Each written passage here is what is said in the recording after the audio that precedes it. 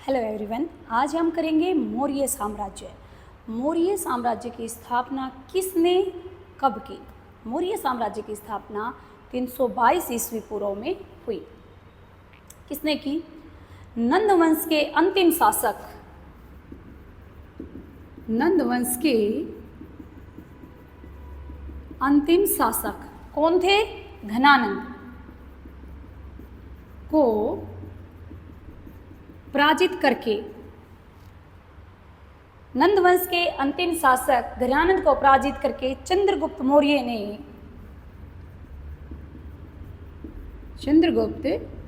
ने की। उसके बाद आता है कि जो मौर्य वंश है उसकी जानकारी हमें कहाँ से मिलती है, कौन से ऐसे स्रोत हैं? तो ये दो स्रोत हैं जिससे हमें मौर्य साम्राज्य के बारे में जानकारी मिलती है। कौन से दो स्रोत हैं? पहला है साहित्यिक स्रोत, दूसरा है पुरातात्विक स्रोत। साहित्यिक स्रोत अर्थशास्त्र,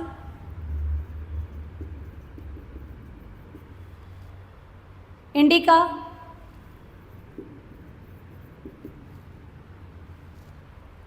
मुद्रा राक्षस,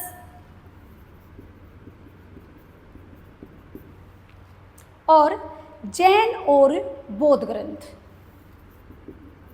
जैन व बौद्ध ग्रंथ से हमें मौर्य साम्राज्य के बारे में जानकारी मिलती है।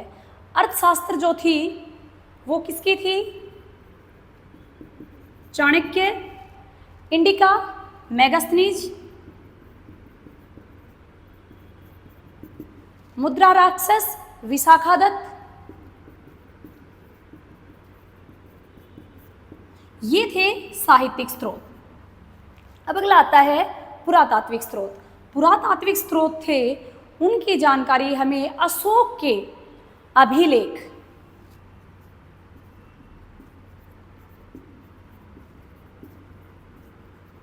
अशोक के अभिलेख, जूनागढ़ का रुद्रादामन शिलालेख,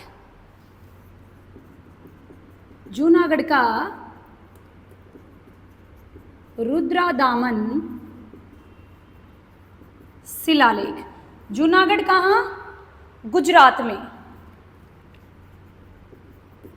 गुजरात में गिरनार की पहाड़ी के पास ये स्थित है।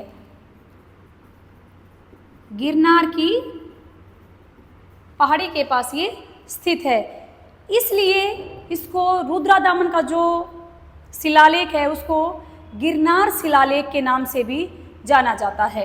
गिरनार शिलालेख के नाम से भी इसको जाना जाता है। आगे आता है कि जो मौर्य साम्राज्य था उसने अपना विस्तार कहाँ से कहाँ तक किया। तो मौर्य साम्राज्य का जो विस्तार था वो उत्तर में हिमालय से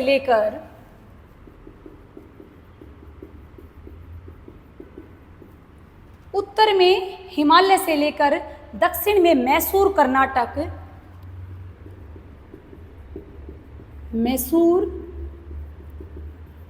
कर्नाटक तक और पूर्व में बंगाल से लेकर उत्तर पश्चिम में हिंदू कुश पर्वत तक हो गया। आगे आता है कि जो हिंदू कुश पर्वत है ये कहाँ पर है? पाकिस्तान, अफगानिस्तान, पश्चिम में अरब सागर तक अपने साम्राज्य का इन्होंने विस्तार किया।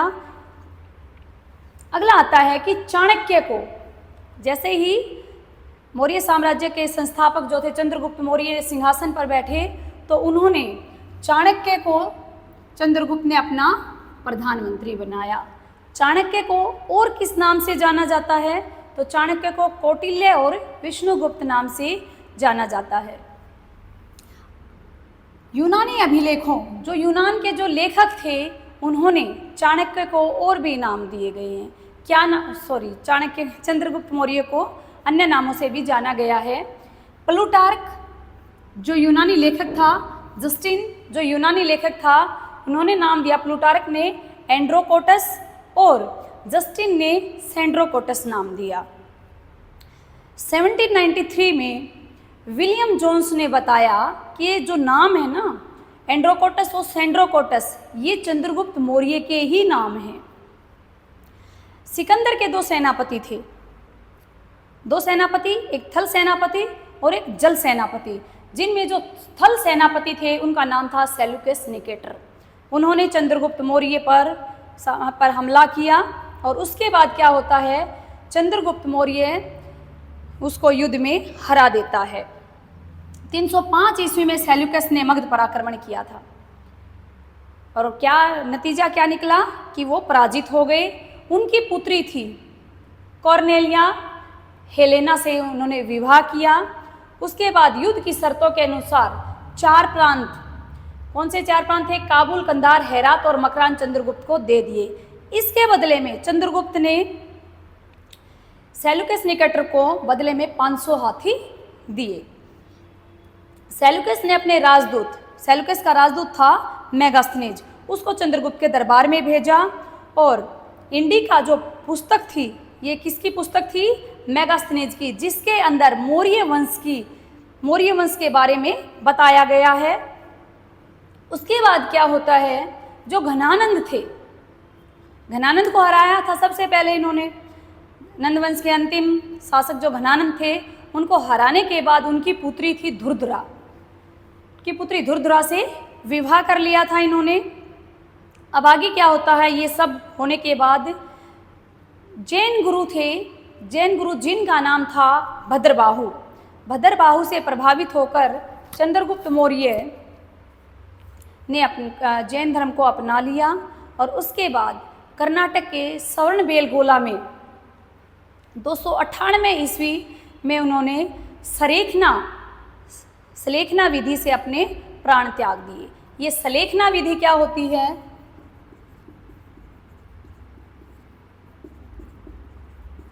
सलेखना विधि, इसमें भोजन और जल को त्याग दिया जाता है।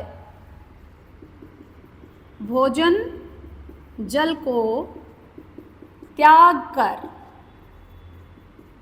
कठोर भक्ति की जाती है, ये होती है सलेखना विधि। किन में होती है, ये जैन जो धर्म है उसके अंदर होती है सलेखना विधि। इसके बाद क्या होता है, जो चंद्रगुप्त मौर्य का उत्तराधिकारी बना, वो बना धुरधुरा का पुत्र था बिंदुसार।